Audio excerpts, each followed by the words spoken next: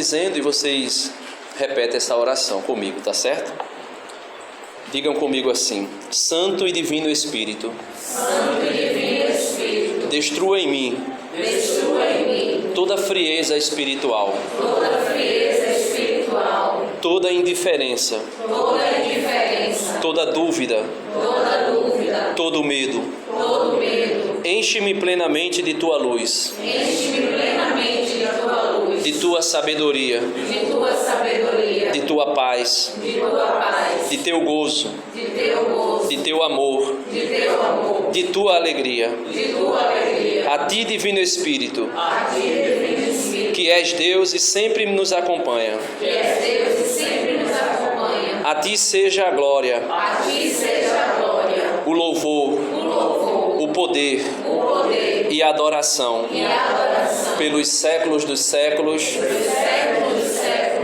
Amém. Então, hoje a gente vai partilhar um pouquinho sobre a natureza dessa devoção, né, a devoção à Nossa Senhora, e a gente vai andar um pouquinho dentro do tratado, né? Quem está com o Tratado da Verdadeira Devoção aí, abra por favor no número 14. Não é página, né? Você acho que já percebeu que ao lado do texto tem alguns números que identifica pontos específicos que São Luís vai falando. Então, número 14 do tratado. Acompanha comigo aí. Toda vez que eu vou falar de Nossa Senhora, eu até partilhava com o Eric aqui, né? Toda vez que eu vou partilhar sobre Nossa Senhora, toda vez que eu vou falar sobre o Tratado da Verdadeira Devoção, eu sempre inicio com esse número do tratado, número 14. Por quê? Eu partilhava aqui rapidamente dizendo que o tratado ele é muito teológico, ele é muito profundo. Quando a gente começa a ler, é o número 14 que começa dizendo assim, ó: confesso com toda a igreja. Que eu estou com uma edição diferente aqui do tratado.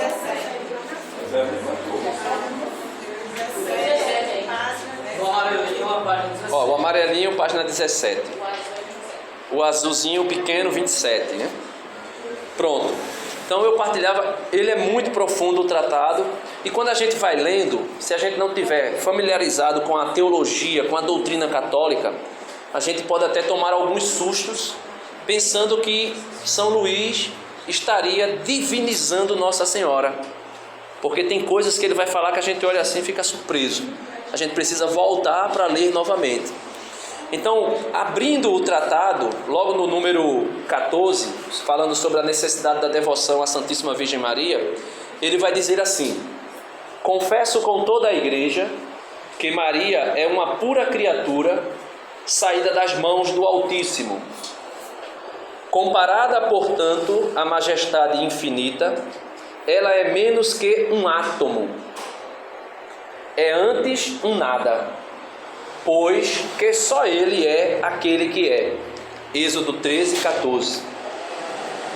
E por conseguinte, este grande Senhor, sempre independente e bastando-se a si mesmo, não tem, nem teve, jamais necessidade da Santíssima Virgem para a realização de suas vontades e a manifestação de sua glória. Basta-lhe querer para tudo fazer. Então, São Luís já deixa claro aqui no início do tratado que Nossa Senhora não é deusa, ela não é divina, ela é uma pura criatura saída da mão do Altíssimo.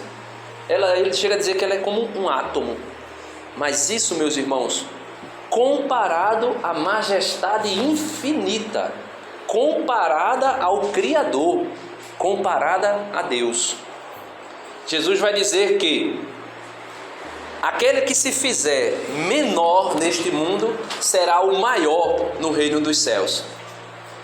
Existe alguém que foi menor neste mundo, que foi tão humilde como Nossa Senhora? Não. Não existe outra criatura que tenha sido tão humilde como Nossa Senhora. Inclusive ela vai dizer ao anjo na Anunciação: eis aqui a escrava Tem Bíblia que traduz a serva. Essa palavra serva, no tempo de Nossa Senhora, existia alguns servos, que também era como que escravo, mas que eles recebiam um certo salário. Eles recebiam uma certa quantia para servir ao seu senhor. E quando ela usa a expressão escrava, é porque de fato ela se considerava uma escrava. Não tinha, nunca teve, vamos dizer assim, direitos, privilégios de receber de Deus alguma coisa. Escrava. Tem até uma música na consagração que a gente vai cantar e tem muita gente que diz assim, eu me consagro como filho, né? Mas é como coisa. Por quê? Porque um filho, ele tem a sua consciência, ele tem as suas vontades. Ele, às vezes, se rebela até mesmo contra o pai e a mãe. E quando nós nos consagramos dizendo como coisa, é porque a gente não tem, nunca teve, nunca devemos ter desejo de nos rebelarmos contra Nossa Senhora. Então, começando, é importante a gente pensar nisso.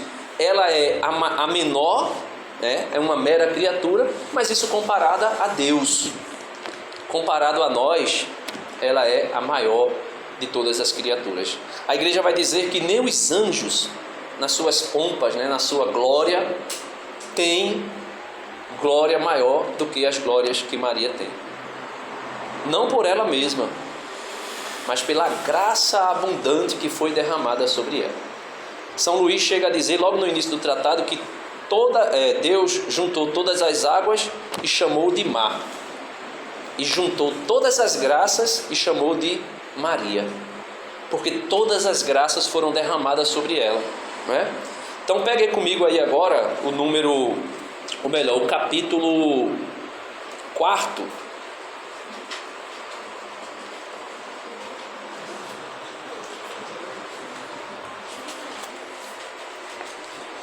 Vai falar sobre a natureza dessa devoção à Nossa Senhora. Em que consiste a natureza da perfeita devoção à Santíssima Virgem Maria? A natureza desta perfeita devoção está aí no número 120.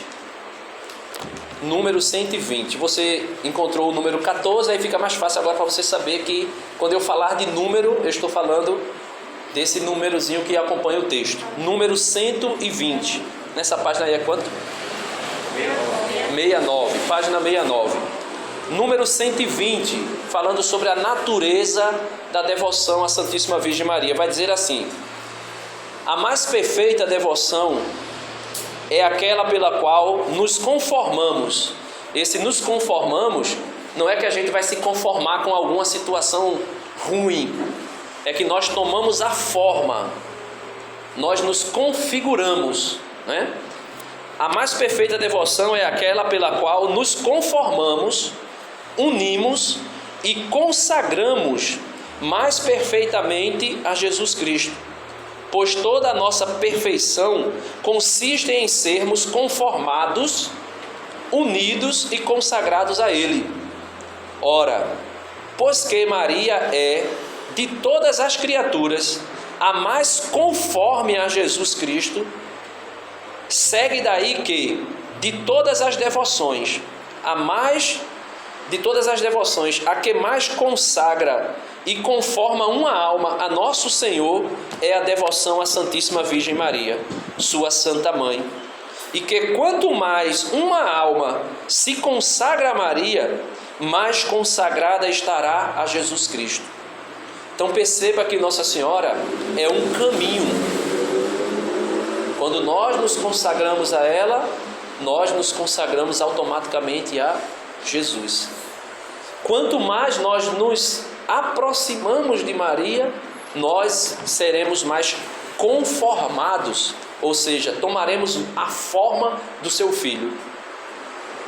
São Luís vai dizer no tratado que ela é a forma Dei, ou a forma de Deus. A gente precisa ser derramado, jogado em Nossa Senhora para nos aparecermos ou para nos conformarmos, nos configurarmos a Jesus. Fomos criados à imagem e semelhança de Deus. O pecado desfigurou a imagem que nós inicialmente tínhamos de Deus. E é por isso que São Luís vai dizer, continua aí a leitura: eis porque a perfeita consagração a Jesus Cristo nada mais é que uma perfeita e inteira consagração à Santíssima Virgem. E nisto consiste a devoção que eu vos ensino, ou, por outra, uma perfeita renovação dos votos e promessas do santo batismo. Então, logo nós podemos perceber que a consagração a Nossa Senhora é uma renovação. A consagração a Nossa Senhora é uma renovação das promessas do batismo. Então, número 120, não é a página, né? 69 a página, eu acho. Número 120. Então, a perfeita devoção a Nossa Senhora é uma renovação das nossas promessas do batismo. Porque muitas vezes a gente esquece. Muitas vezes a gente nem dá a mínima. E principalmente quem foi batizado quando criança. Quem foi batizado quando criança, quem fez as promessas? Os padrinhos. Quem fez as renúncias? Os padrinhos. Então, São Luís nos convida a nos configurarmos a Santíssima Virgem Maria, renovando por meio dela as promessas do nosso batismo. E isso a gente precisa fazer, porque se a gente não o faz, a gente não vai conseguir se configurar a Cristo. Os nossos méritos são irrisórios, a gente não vai conseguir, não é? Continuando aí, o que fazemos, não a leitura, né? Aqui é na minha filinha. O que fazemos a nos consagrarmos a Jesus por Nossa Senhora? Vamos ver aí o número 121 na mesma página. Quando nós nos consagramos a Nossa Senhora, o que nós fazemos com esse ato, com esse gesto?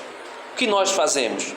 Esta devoção consiste, portanto, em entregar-se inteiramente à Santíssima Virgem Maria, a fim de, por ela, pertencer inteiramente a Jesus Cristo. É preciso dar-lhe, primeiro, nosso corpo com todos os seus membros e sentidos. Então nós entregamos a Maria todo o nosso corpo, com todos os sentidos do nosso corpo, visão, audição, tato, tudo nós entregamos a Nossa Senhora. Segundo, nossa alma, com todas as suas potências. Então nós temos uma alma espiritual, e as potências dessa alma espiritual, né? Aí a gente coloca a razão, a gente coloca as emoções, coloca aí as nossas fantasias, porque Deus nos dotou também de fantasias, né? Não fantasias translocadas como estão fazendo aí hoje as pessoas, né? Em busca do prazer, mas fantasias, como Cícero dizia, a nossa alma tem saudade do céu. Como assim a nossa alma tem saudade do céu? Você já foi para o céu? Alguém aqui já foi para o céu? Não, né? Mas o céu habita dentro de nós. A Santíssima Trindade, por meio do batismo, habita dentro de nós. E Deus colocou em cada ser humano, quando foi criado, um desejo de Deus. Todas as vezes que alguém procura ser feliz, independente do que seja, alguém procura ser feliz usando uma pedra de crack, alguém busca ser feliz usando maconha, cocaína, se prostituindo. Quando a pessoa busca a felicidade, mesmo que seja nessas coisas, a pessoa está buscando Deus, mas não sabe, não consegue entender. Pensa que essas coisas vai preencher essa saudade, esse desejo de Deus que está dentro de nós, e a gente pensa que vai preencher com essas coisas, mas a gente depois, com as experiências que a vida vai nos colocando, a gente percebe que nada disso nos preenche. Dizia Santo Agostinho: existe um abismo dentro de mim tão grande que só pode ser preenchido por Deus. Santo Agostinho fez a experiência total, foi um prostituto. Teve um filho com uma prostituta, mas só assossegou o coração quando encontrou Deus. E ele disse assim: eu te procurei fora, mas na verdade tu estavas dentro de mim. Por isso que a gente sente saudade do céu, por isso que a gente deseja o céu, porque ele está dentro de nós. Quando Jesus diz assim, o reino de Deus chegou para vós, ele estava dizendo dele mesmo, ele é o reino de Deus, não é? Então a gente precisa entregar toda a nossa alma à Santíssima Virgem Maria. Terceiro, nossos bens exteriores, que chamamos de fortuna, presentes e futuros.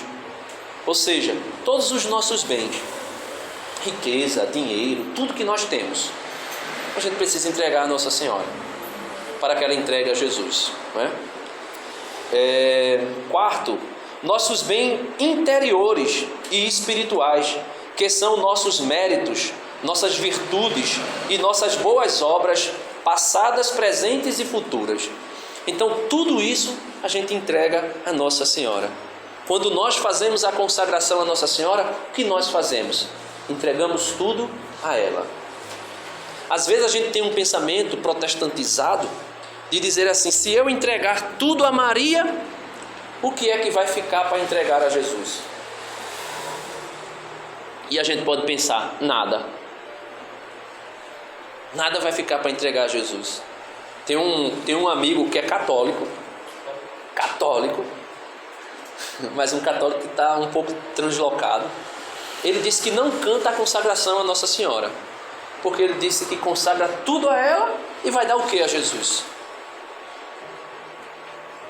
Só que tudo que nós damos a Maria, ela dá a Jesus, ela entrega a Jesus, ela não quer nada.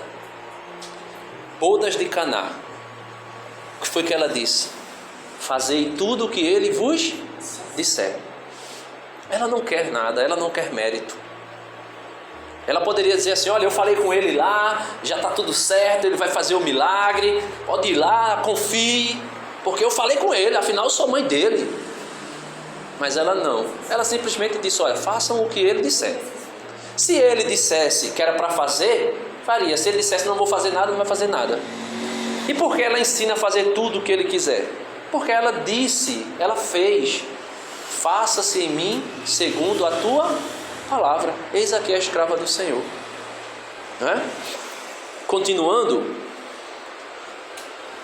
como eu estava dizendo agora há pouco, alguns dirão, se dermos tudo a Maria Santíssima, ficaremos sem mérito. Sem mérito nenhum. E assim poderemos padecer no purgatório por muito tempo, diz São Luís. Nossos méritos nos livra das penas temporais. Ou seja, quando nós pecamos, meus irmãos, todos nós quando pecamos mortalmente e vamos ao Padre, nós confessamos o pecado. Então aquilo que a igreja chama de pena eterna, que é a condenação ao inferno, aquilo ali é pago. Foi perdoado e foi pago, a pena eterna. Porque a pena eterna, só quem pode pagá-la é Jesus. E Jesus pagou a pena eterna. Então a gente confessa o pecado, a gente é perdoado. Mas fica as penas temporais. E é preciso a gente fazer algumas coisas para que a gente não padeça no purgatório. Que a gente possa entrar no céu. Precisa ser santo. Perfeitamente santo. O livro de Levítico, capítulo 19, versículo 2, Deus vai dizer a Moisés, Moisés, diga ao povo que seja santo, porque eu sou santo. Jesus, parafraseando Moisés, vai dizer em São Mateus, capítulo 5, versículo 48, sede perfeito como o vosso Pai Celeste é perfeito. Então logo a gente tem que ser santo. Se a gente não é santo, a gente acaba tendo que pagar as penas temporais no purgatório. E a grande maioria do povo de Deus vai ter que passar por ali. Por exemplo, teve uma pessoa na Bíblia que fez como é que se chama? Quando você vai receber indulgência, né? Que fez os atos de indulgência, né? Zaqueu subiu na árvore para ver Jesus. E Jesus disse a Zaqueu, desce daí que hoje é preciso que eu esteja na tua casa. Quando Jesus estava lá, Jesus foi falando do reino, foi falando de conversão, foi falando de tudo que era necessário para orientar alguém para o céu. Aí Zaqueu, no meio da conversa, Zaqueu diz assim, Senhor, se eu defraudei alguém, se eu roubei alguém, eu vou devolver 4 vezes mais. somente depois dessa declaração de conversão e de disponibilidade de empregar todos os seus méritos para reparar o que ele tinha feito, aí Jesus vai dizer assim: hoje a salvação entrou nesta casa. A salvação entrou nesta casa. Então existem muitos personagens na Bíblia que fizeram isso. Os 10 leprosos foram curados por Jesus. Mas o que foi que Jesus disse? Vão ao sacerdote e apresente a oferenda que for necessária. Então Jesus perdoou, livrou do inferno, livrou daquela lepra, né? Todos nós somos leprosos. Eu costumo dizer que a comunidade da Aliança Sal e Luz é um leprosário. Todos nós somos leprosos. Agora cabe a nós perseverarmos nessa purificação, caminhando na igreja, porque Jesus diz: vá apresentar-se ao sacerdote. A cura se dá no caminhar da igreja. E eles fizeram isso, entregaram todos os seus méritos, fizeram tudo o que foi necessário para não padecer no purgatório. Vamos continuando aí, no capítulo 5, tome aí o capítulo 5.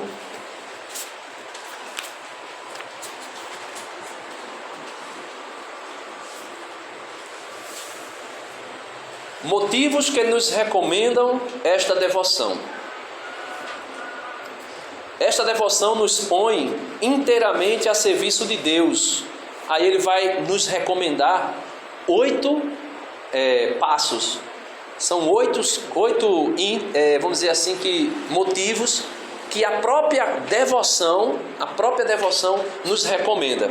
O primeiro, veja aí no número 135, melhor dizendo. Primeiro motivo, número 135, ele diz assim: que nos mostra a excelência desta consagração de nós mesmos a Jesus Cristo pelas mãos de Maria. Primeiro motivo, que nos mostra a excelência desta consagração de nós mesmos a Jesus Cristo pelas mãos de Maria. Então esta devoção de São Luís a Nossa Senhora nos recomenda, o primeiro motivo é exatamente nos consagrarmos a Jesus por meio de Nossa Senhora. O primeiro motivo que a própria devoção nos recomenda é nos consagrarmos a Jesus por meio de Maria, por meio de Nossa Senhora. E a gente viu por que a consagração. Para que a consagração?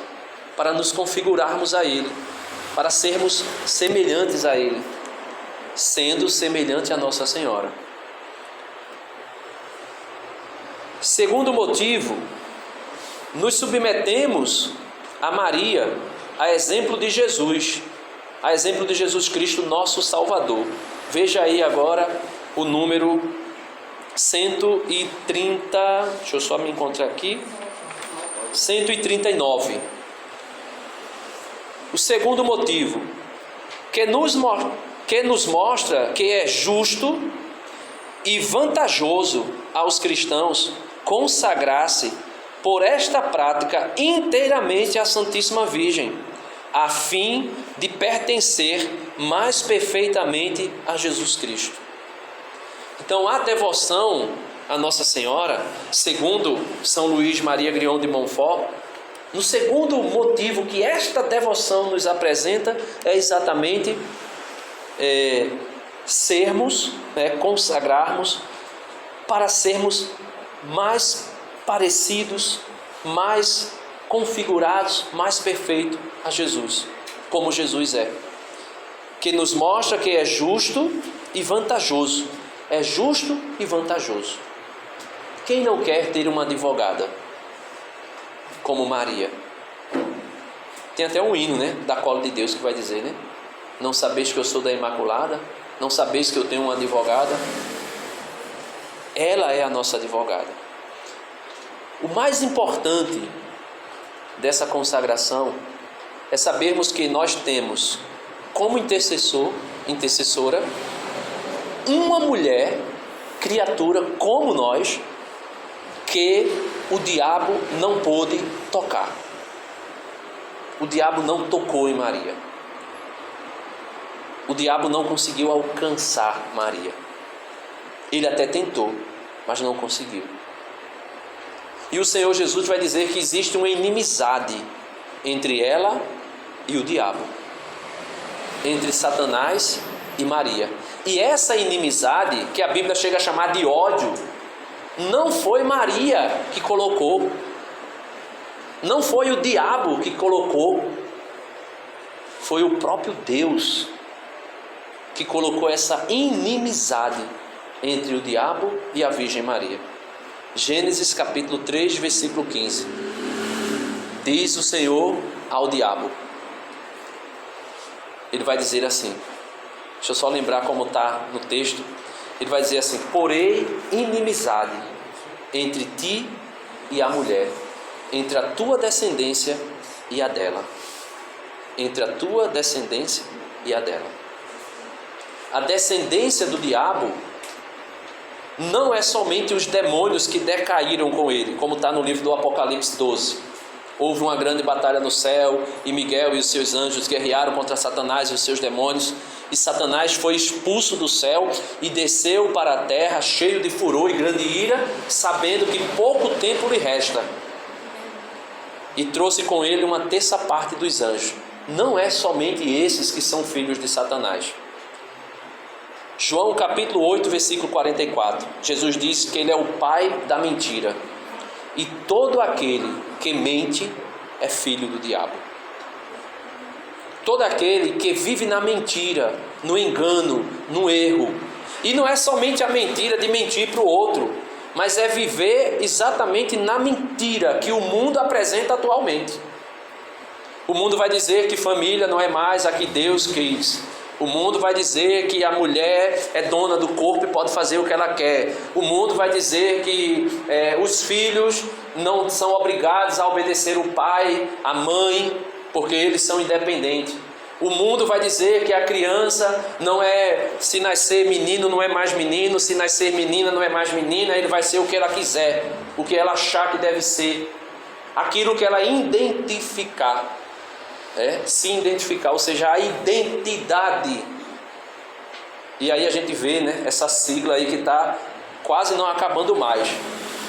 E é tão louco, tão louco, tão louco, que eu fiquei sabendo que estavam querendo colocar a zoofilia, a sigla da zoofilia, no meio. E eles mesmos não aceitaram. Disseram não, Eles mesmos não aceitaram. Ou seja, isso é uma mentira. E o mundo está vivendo na mentira. E por que o mundo está vivendo na mentira? Jesus disse: este mundo jaz do maligno. Não é o mundo criado, não é o cosmo, não é a natureza. Tudo que foi criado pertence a Deus. Jesus é Senhor de todas as coisas. Mas o sistema corrompido que o mundo está sendo conduzido por ele, este sistema pertence ao diabo. E ele queria oferecer até a Jesus: olha, se tu se ajoelhar e me adorar, eu te darei todos os reinos da terra. Todos os reinos da terra. O apóstolo São Paulo vai dizer que o espírito do anticristo já age no mundo. Então, um motivo, esse segundo motivo, é que é justo, é vantajoso aos cristãos consagrar-se por esta prática inteiramente à Santíssima Virgem Maria, a fim de pertencer mais perfeitamente a Jesus Cristo. Terceiro motivo: Maria se dá a quem é seu escravo por amor. Número 144, é isso mesmo? É o terceiro motivo. Número 144. Vai até que hora? 8h21. Vamos lá. Terceiro motivo: a Santíssima Virgem, mãe de doçura e misericórdia, que jamais se deixa vencer em amor e liberalidade, vendo que alguém se lhe entrega inteiramente para honrá-la e servir-lhe, despojando-se do que tem de mais caro, para com isso adorná-la, entrega-se também inteiramente e de um modo inefável a quem tudo lhe dá. Então, qual é o terceiro motivo que essa devoção nos orienta? É dar tudo a Maria. E saber que quando nós damos tudo a ela, ela se dá inteiramente a nós. Voltando ali nas bodas de Caná, quando Nossa Senhora percebe o vinho que está faltando, aquilo ali tem um ensinamento muito mais teológico do que histórico. Historicamente, Jesus e a mãe dele foram convidados a um casamento. De repente faltou vinho porque o pessoal beberam muito. E Jesus, que é Deus, fez um milagre a pedido da sua mãe, transformando água em vinho. Isso é o que a gente vê no contexto histórico. Mas no contexto teológico, nós vemos ali, naquele casamento, o segundo Adão, o perfeito, Jesus Cristo. E também vemos nesse casamento a segunda Eva.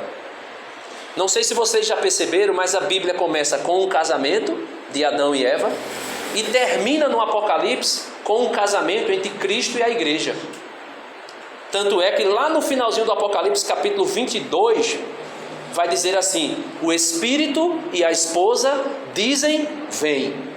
E aquele que ouve, diga, também vem. E aí diz, Maranata, Senhor Jesus. Vem, Senhor Jesus. Então, quando nós olhamos para Nossa Senhora, e naquela passagem da boda de Caná, a gente vê a nova Eva, aquela da qual o fruto é bendito. Então veja, Nossa Senhora, quando a gente se consagra a ela, quando a gente dá tudo a ela, quando nós damos tudo a ela, ela nos dá tudo. E o que é que ela nos dá? O seu filho. Assim como Abraão subiu o monte para sacrificar Isaque, o seu filho. Veja a semelhança. Abraão pega o feixe de lenha e coloca nas costas de Isaque. Isaque sobe o monte para ser sacrificado. Quando Abraão vai sacrificar o seu filho, aí Deus vai e intervém. Nossa Senhora não coloca a cruz nos ombros de Jesus, mas ela acompanha na via sacra o seu filho, subindo com a cruz para o Calvário. Quando chega lá em cima, que ele vai ser sacrificado, Nossa Senhora também dá o seu filho.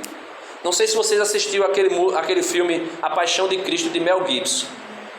Vocês lembram de um detalhe que Nossa Senhora está ali na cruz, no pé da cruz, e ela pega a mão, enche de terra assim. Se ela jogasse aquela terra para trás, historicamente ali era cultura, quando uma mãe ou alguém da família pegava aquele punhado de terra e jogava para trás, dizia que aquele filho ou aquela pessoa que estava sendo sacrificada era inocente e ela repugnava aquela morte. Mel Gibson pega aquela e faz Nossa Senhora, depois Nossa Senhora solta, porque ali ela nos dá o seu filho, ela oferta o seu filho. Chega, eu me arrepiei agora.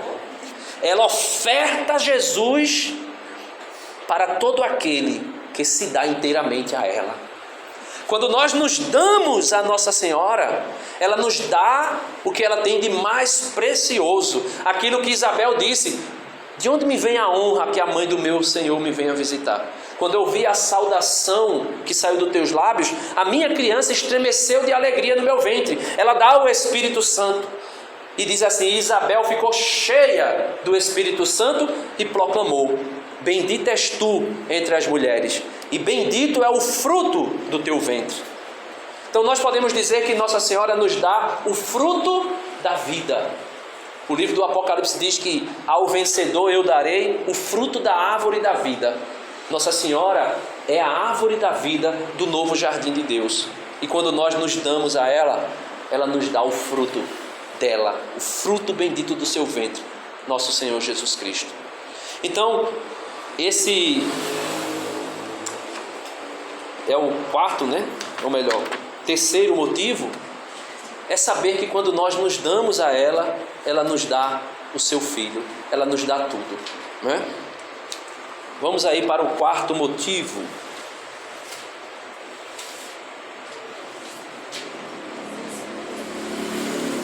quarto motivo desta consagração, dessa devoção, e que é orientado esse quarto motivo pela própria devoção, é promover a maior glória de Deus. Número 152, né? É o 151. Número 151 vai dizer assim: quarto motivo, esta devoção fielmente praticada é um excelente meio para fazer com que o valor de todas as nossas boas obras contribua para a maior glória de Deus. Quase ninguém age com este nobre intuito, apesar de a isto estarmos obrigados, ou porque não conhece em que consiste a maior glória de Deus, ou porque não a quer. Mas a Santíssima Virgem, a quem conferimos o valor de nossas boas obras, sabe perfeitamente em que consiste a maior glória de Deus, e nada faz que não contribua para este fim. Então eu conversava com o Eric aqui, eu dizia a Eric, que Eric falava assim, quando eu li eu fiquei assustado quando São Luís diz que Jesus é totalmente submisso a Maria. Agora, no céu, né? Veja, isso chega a soar como se fosse uma blasfêmia. Aí tem até um título de Nossa Senhora que é onipotência suplicante. Aí, como assim ele é submisso a ela? Não porque ela é maior do que ele, não porque ela é deusa, não porque ela é divina, mas porque ela sabe em que consiste a glória de Deus. E ela, quando vai interceder por nós, ela não pede, ela não manda nós fazermos e nem pede ao seu filho nada que seja contrário à vontade do seu filho. Porque ela sabe perfeitamente em que consiste a glória dele. De repente, vamos aí supor que um católico de IBGE, que ainda está aí envolvido com superstições, de repente, a pessoa vai lá e faz uma novena própria, ela mesmo desenrola ali uma maneira de fazer uma novena e diz, vou rezar 9 dias para poder casar com fulano. Só que fulano já é casado. Nossa Senhora vai atender uma novena dessa? Ela vai interceder ao seu filho? Não. Eu estou dando um exemplo assim bem exagerado, bem rasgado, que é para nós percebermos que nada que nós façamos ou que nós peçamos a Nossa Senhora que não esteja dentro da vontade do seu Filho Jesus, ela vai nos auxiliar. Nada, porque ela sabe em que consiste a glória de Deus. Ela sabe em que está a glória de Deus. E a glória de Deus, meus irmãos, consiste em que o seu nome seja santificado. Jesus nos ensinou, Pai nosso que estás no céu, santificado seja o teu nome. E como é que o nome de Deus é santificado? Já é santo. A gente tem como fazer o nome de Deus se tornar ainda mais santo? Não. Mas é santificado quando nós fazemos aquilo que agrada a Ele. Jesus disse, eu sou a luz do mundo. Falando para a gente, comunidade. Eu sou a luz do mundo. Depois disse, vocês são a luz do mundo. Não se pode pegar uma luz e colocar debaixo de um alqueire, debaixo de uma panela para ser escondida. Ao contrário, deve ser colocado num lugar alto, como essa luz aqui, para iluminar todo mundo. Aí ele vai dizer assim, assim também vós, façais vossas boas obras diante dos homens, para que vendo vossas boas obras, glorifiquem o vosso Pai que está nos céus. Então, quando é que nós damos uma glória a Deus? Quando nós fazemos a sua vontade. Jesus disse, o meu alimento é fazer a vontade do meu Pai.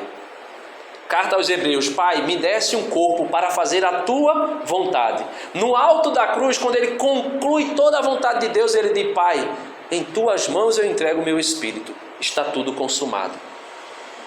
Porque isso é dar glórias a Deus. E Nossa Senhora sabe perfeitamente como fazer isso. Então esse quarto motivo é exatamente para nos levarmos a darmos glórias a Deus e de uma maneira mais perfeita. Porque quando nós damos tudo a ela, entregamos tudo a ela, ela só leva para Jesus o que é para a glória dele. Vamos seguindo aí, né? Quinto motivo.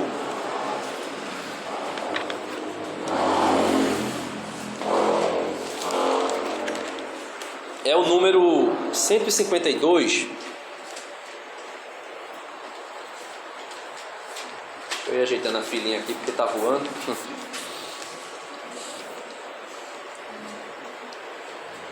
O quinto motivo, esta devoção conduz à união com nosso Senhor.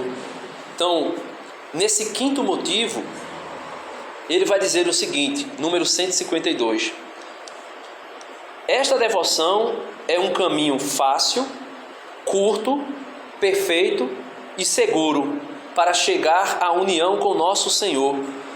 E nisto consiste a perfeição do cristão. Então, o quinto motivo é que esta devoção é um caminho fácil, é um caminho curto, é um caminho perfeito.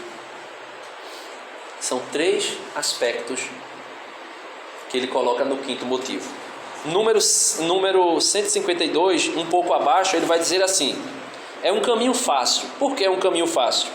É um caminho que Jesus Cristo abriu quando veio a nós, e no qual não há obstáculo que nos impeça de chegar a Ele. Então ele veio por Maria e nós vamos a Ele por ela. É o mesmo caminho. É um caminho que Ele mesmo fez. É um caminho que Ele mesmo trilhou. E existem algumas pessoas que vão dizer: não. Eu escutei uma vez uma pessoa dizer assim: eu vim num carro de um católico assim, tudo com Jesus, nada sem Maria. Ou se não, pede à mãe que o filho atende. São frases, slogans católicos que as pessoas não entendem, porque não entendem a devoção à Nossa Senhora. Tudo com Jesus e nada sem Maria. Por quê? Porque ela é o caminho que Ele quis vir. Olha, pensa, Deus eterno poderia vir de qualquer maneira.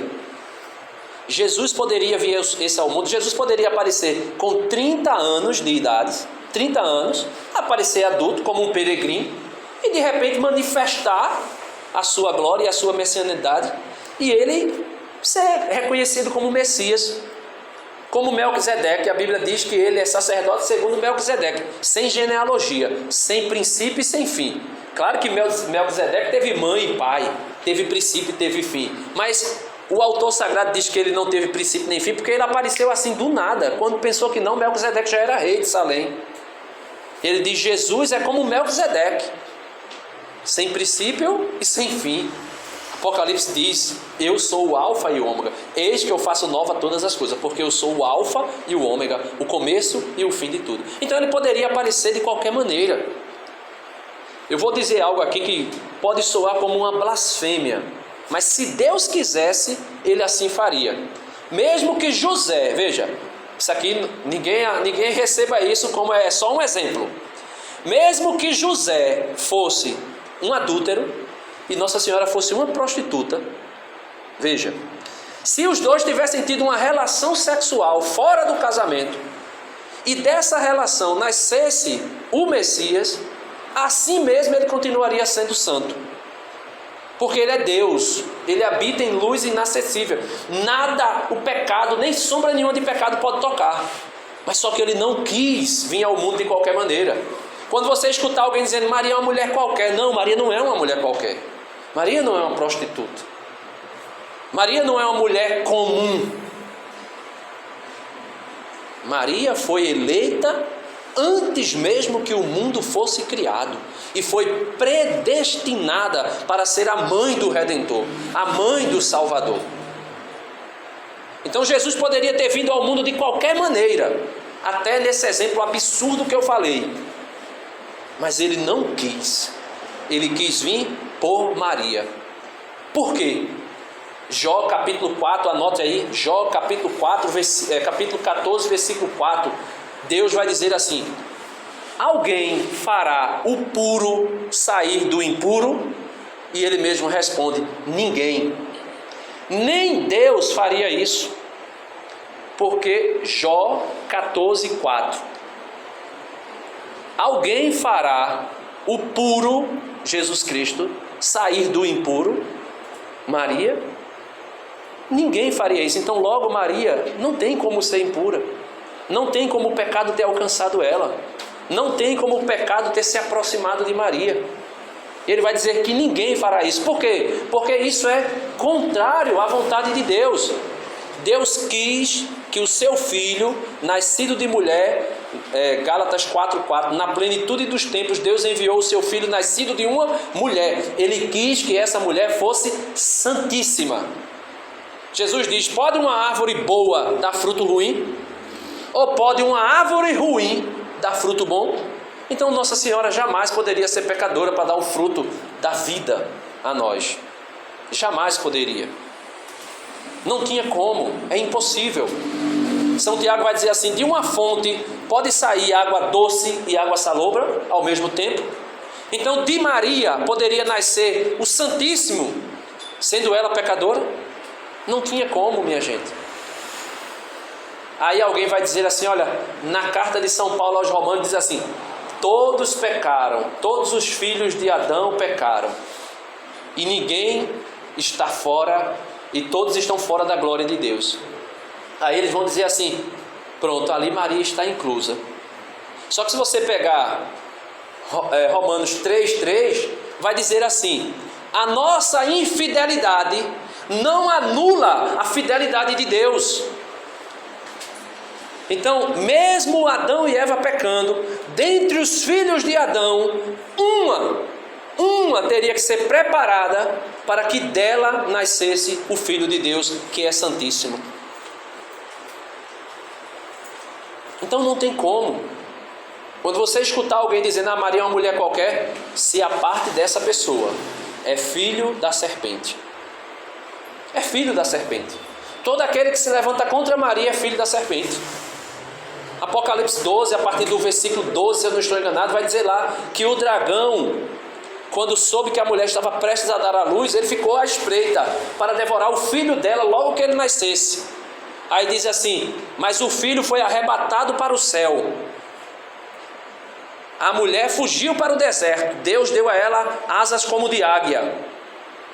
A serpente vomitou um rio de impurezas para tentar alcançar a mulher.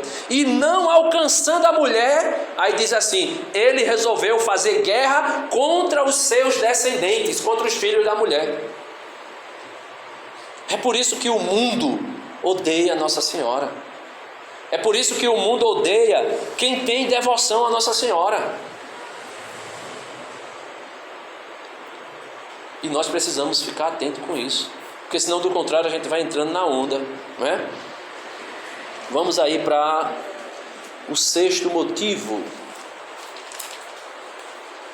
E a gente já está perto de encerrar, tá certo? Eu queria trazer isso com um pouquinho mais de detalhe, porque às vezes a gente vai lendo o tratado e a gente não vai conseguindo entender as coisas. E a gente precisa ler, e quando a gente faz um curso desse aqui, é exatamente para levar a pessoa a compreender um pouco mais, né? O sexto motivo: esta devoção dá uma grande liberdade interior, né? É o número 169, é isso mesmo? 169, o sexto motivo, vai dizer assim: esta prática de devoção dá às pessoas que a praticam fielmente uma grande liberdade interior, que é a liberdade dos filhos de Deus. Romanos 8:21. Visto que, por esta devoção, nos tornamos escravos de Jesus Cristo, consagrando-nos todo a ela nesta condição. Este bom mestre em recompensa do cativeiro por amor a que nos submetemos, tira primeiro a alma do escrúpulo e temor civil, que a constrangem, escravizam e perturbam, segundo alarga o coração por uma santa confiança em Deus, fazendo considerá-lo como Pai. Terceiro, inspira-lhe um amor terno e fiel. O sexto motivo coloca 3 coisas aí. Primeiro, nos libertar do escrúpulo. Vocês sabem o que é escrúpulo? É uma pessoa que pensa que tudo é pecado. Tudo é pecado, tudo. E o pior, o escrupuloso é assim: ele pecou, se confessou, ouviu de Jesus Cristo por meio do sacerdote: eu, com a autoridade que a igreja me concede, te perdoo de todos os teus pecados, em nome do Pai, do Filho e do Espírito Santo. E a pessoa sai da confissão morrendo, porque acha que não foi perdoado. Esse é o escrupuloso. O escrupuloso, ele tem várias coisas que vai atrapalhando ele, né? Às vezes ele, por qualquer motivozinho assim, que às vezes não é nem pecado mortal, é um pecado venial, que no ato de contrição e no ato de confissão da missa, o ato penitencial, você é absolvido desse pecado venial, mas mesmo assim ele ainda considera que ele não pode comungar, que ele não pode receber Jesus. Eu não estou falando aqui de pessoas, por exemplo, uma pessoa que vive na fornicação, aí não se confessa e vai comungar, porque acha que na missa foi perdoado. Não. Fornicação é um pecado gravíssimo contra o 6º mandamento, né? Por exemplo, uma pessoa que contou uma mentira grave, não tem como se confessar. Uma pessoa que fez um pré-julgamento de alguém, sem nem saber o que estava acontecendo, não pode comungar, tem que se confessar. Então, essas coisas tudo bem, mas tem coisas que a pessoa olha assim: não, eu acho que eu não fui perdoado, eu não me acho digno, eu não me acho... Ou seja, você começa, é o próprio diabo que faz isso. Quem talvez não já ouviu dentro do seu interior uma voz que você pensa que é da sua consciência, mas que era o próprio diabo dizendo assim: olha, desista dessa vida, desista dessa vida de igreja, dessa coisa de igreja, que você está vendo, você é pecador mesmo, miserável, desista de sair não é para você, fulano de tal pode até ser que seja, mas para você não. Veja onde você está de novo, veja o que você está fazendo de novo. Quantas vezes a gente não pensou em desistir? Às vezes não é porque a gente reconheceu o nosso pecado, mas é porque o diabo fica colocando em nós um escrúpulo, a ponto de, mesmo depois de confessar o pecado, a gente querer se afastar de Deus. Aí ele vai dizer, né? A segunda, ele dá, né? Ele alarga o coração por uma santa confiança em Deus. Então você não começa mais a confiar em você mesmo, porque às vezes a gente pensa que a gente vai ser santo pelas nossas próprias forças, né? Jesus disse a Pedro: Pedro, orai e vigiai, porque o espírito está pronto, mas a carne é fraca. O apóstolo São Paulo, escrevendo aos Romanos, vai dizer assim: todas as vezes que eu penso em fazer o bem que eu quero, ele diz, o bem habita em mim, o desejo de fazer o bem mora em mim, mas toda vez que eu penso em fazer o bem que eu quero, eu acabo fazendo o mal que eu não quero. Dá uma paradinha, puxa aí em cima para parar aí. É o botãozinho em cima, porque senão ele vai ficar fazendo. Não teve jeito.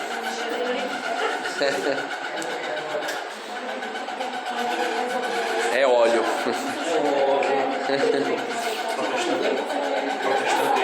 Eu acho que vamos brincar assim não, né, pá? Senão o pessoal depois pode não entender.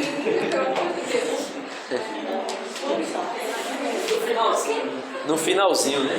Deixa eu... Vai tocar, Não, vou tocar não. Deixa eu botar esse aqui pra cima, porque ajuda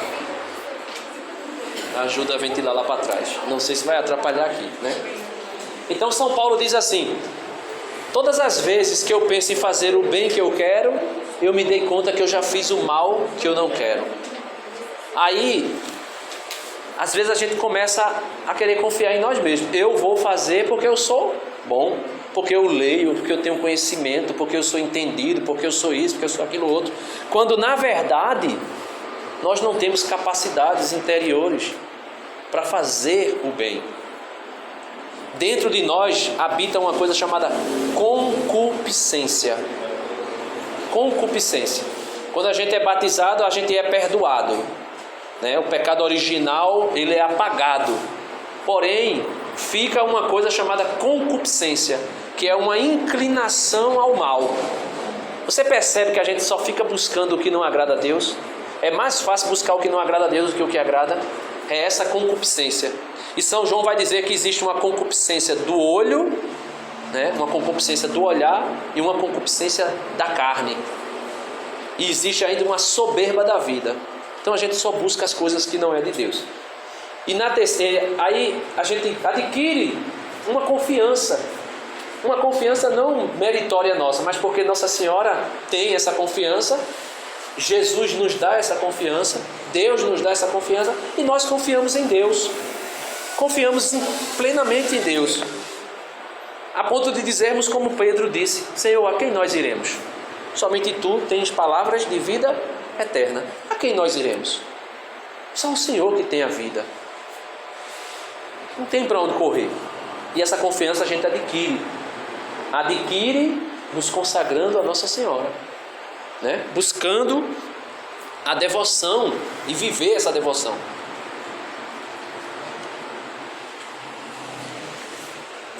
No finalzinho ele diz que existe um terceiro, né, aspecto desse sexto motivo. Inspira-lhe um amor terno e fiel. Nossa Senhora inspira em nós um amor terno e fiel, como o dela. Alguém amou mais Jesus do que Nossa Senhora? Esse mesmo amor que ela amou o seu filho, ela inspira em nós. Pode ter certeza, quando você começar a se aproximar de Nossa Senhora, você vai começar a amar mais ainda Jesus. Muito mais, né? Sétimo motivo.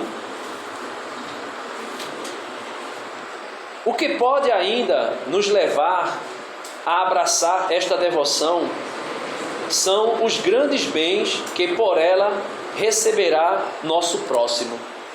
Aí a gente pode pensar: se eu dou todos os meus méritos a Maria, como vai ficar minha família quando eu rezar por ela?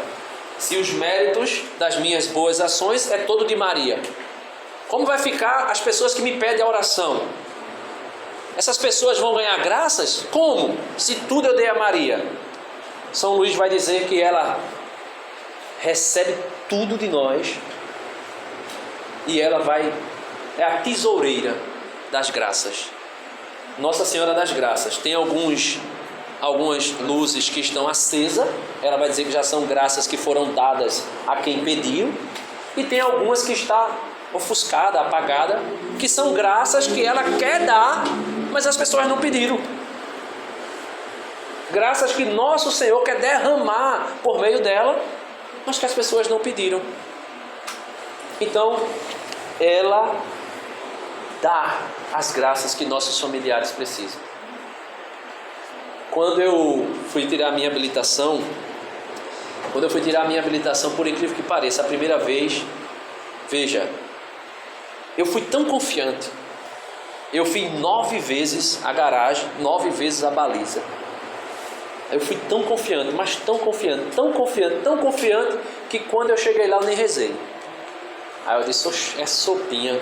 Se eu fiz 9 vezes sem errar, aí eu fiz a rampa. Quando eu fui fazer a garagem, que eu fiz assim com o carro, quando eu olhei no retrovisor, que eu olhei no outro, eu vi, parecia que tinha centenas de cone. Eu não sabia mais para onde ia. Aí eu botava a direção para cá e o carro aí vinha para cá. Eu só escutei quando o rapaz disse: opa, acabou o tempo, remarcar. Eu disse: meu Deus do céu. Na garagem, fiz 9 vezes, quase na véspera da prova, fiz 9 vezes sem errar uma vez sequer. Mas eu fui todo cheio de mim mesmo. Quando cheguei lá, aí remarquei, não fiz mais nenhuma aula. Quando eu entrei no carro, aí eu rezei uma Ave Maria. Eu disse: mãezinha, me ajuda. Concluí tudo. Saí de lá feliz. Por quê? Eu tinha as condições de fazer, mas só que eu achei que eu ia fazer por conta própria, por méritos próprios. Mas quando a gente dá tudo a Maria, eu entreguei a ela: ó, está nas tuas mãos. Automaticamente ela me deu de volta, né? Aquela graça. Deixa eu concluir. O 8º motivo, e é o último, ele vai dizer, né? Número 173. Finalmente, o motivo mais poderoso que de certo modo nos induz a esta devoção à Santíssima Virgem é constituir um meio admirável para perseverar na virtude e ser fiel. Então, como perseverar na virtude? Como ser fiel? Nos entregando a ela. Ela vem ao nosso socorro. Ela vem ao nosso auxílio. Ela nos dá as graças necessárias para podermos sermos fiéis ao seu Filho Jesus, como ela foi. Sem isso, não conseguiremos. Aí algumas pessoas vão dizer: não, mas a gente não precisa de Maria, a gente já tem Jesus. Mas se Ele quis precisar dela para vir a esse mundo, e quis que nós fôssemos a Ele por meio dela, por que a gente não querer isso? Por que não? Logo no comecinho do tratado, vai dizer que ele quis fazer todas as coisas por Maria. E não mudará de ideia. Continuará querendo e fará todas as coisas por meio de Maria. E os apóstolos da última hora, que são os filhos de Maria, consagrados a ela, escravos por amor, estes farão todas as coisas por meio de Nossa Senhora. E concluindo, para a gente encerrar agora, vamos aí para o capítulo... O 6º a gente pula, que é uma história sobre a história de Jacó. A gente vai para o capítulo 7, e eu não vou ler, eu vou só falar de alguns aspectos aqui bem rápido para a gente encerrar. Eu já estou vendo que tem gente dormindo, né? Deixa eu só me achar aqui. Capítulo 6. Pronto, capítulo 7.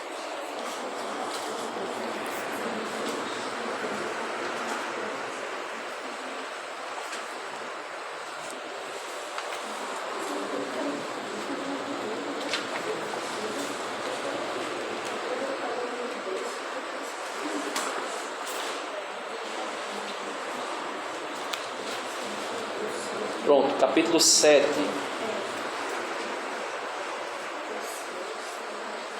Deixa eu achar. 213. Número 213. 213, né?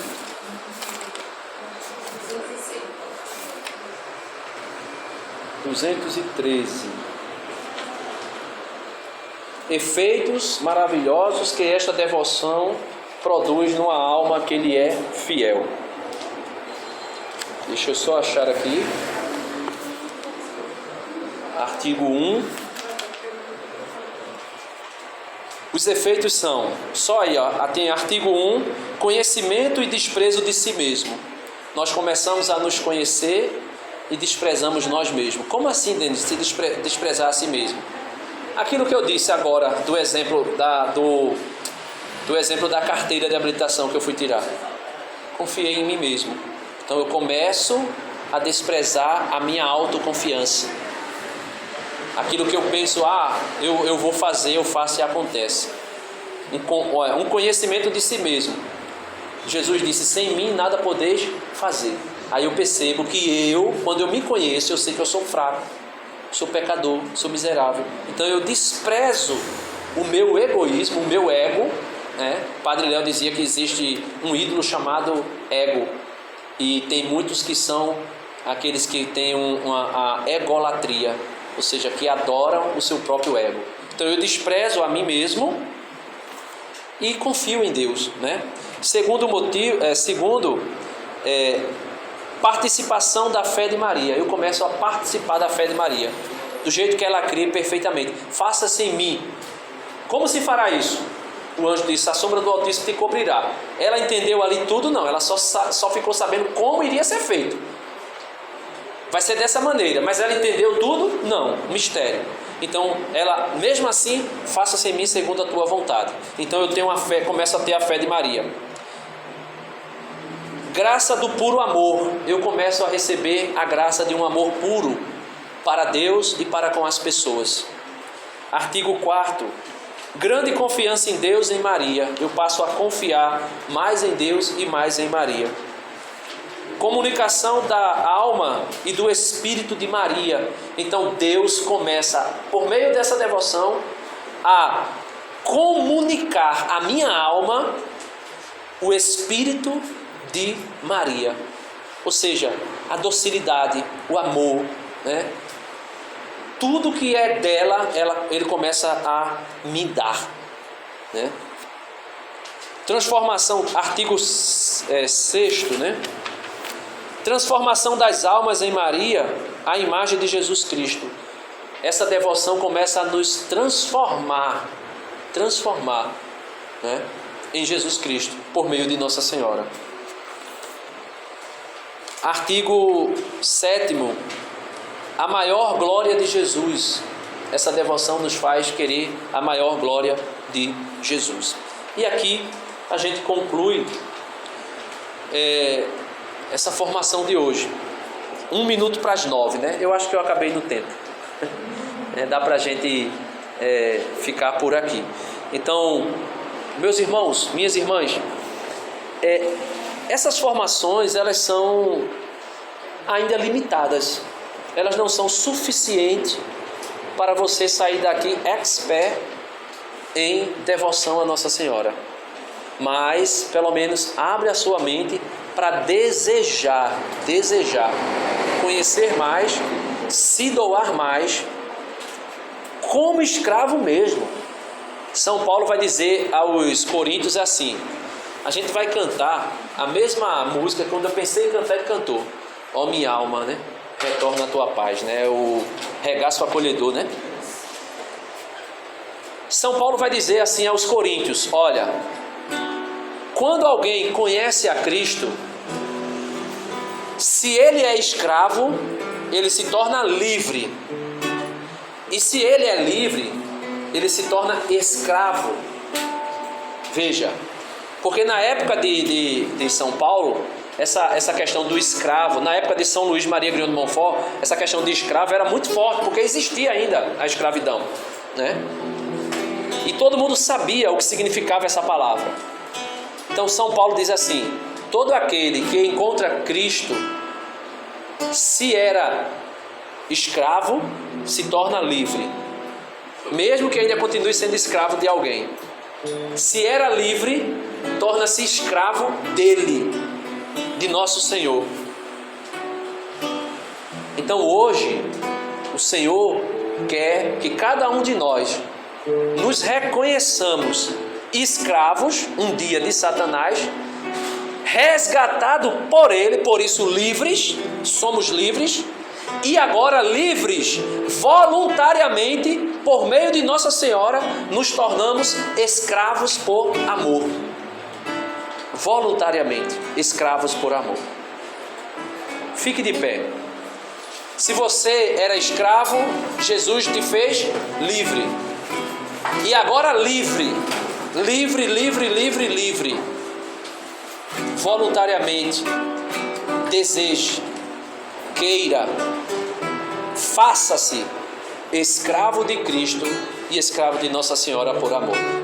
A verdadeira consagração é exatamente isso: ser escravo por amor.